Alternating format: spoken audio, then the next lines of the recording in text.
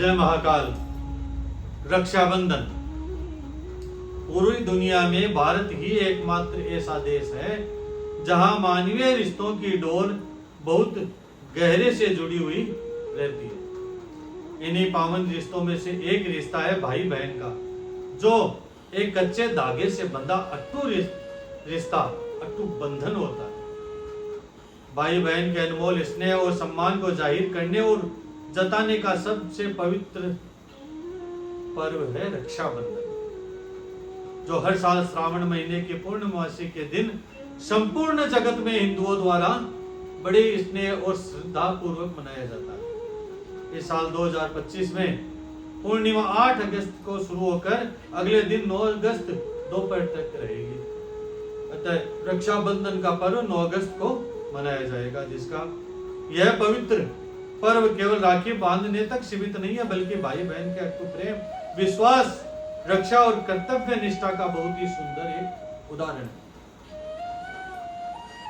शुभ मुहूर्त काल राखी बांधने का सही समय 9 अगस्त प्रातः 5:47 से लेकर दोपहर 1:24 तक अति शुभ सर्वश्रेष्ठ मुहूर्त है। भद्राकाल सूर्योदय से पहले ही समाप्त हो गई, अतः सूर्योदय से लेकर पूर्णिमा के समापन तक राखी बांधी जा सकती है। पूर्णिमा तिथि का प्रारंभ 8 अगस्त को दोपहर 2:12 पर हो रहा है एवं रक्षाबंधन के दिन दोपहर 9 अगस्त को पूर्णिमा तिथि 1:24 पर समाप्त हो रही है।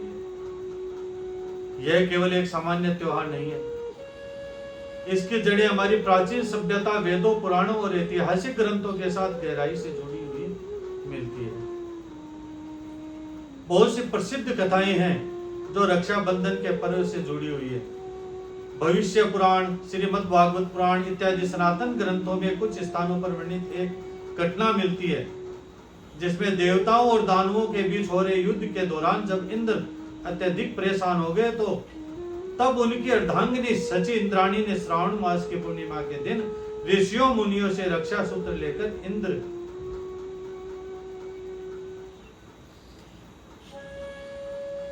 देवता के हाथ पर रक्षा सूत्र बांधा, जिसके प्रभाव स्वरूप इंद्र ने राक्षसों पर विजय प्राप्त की।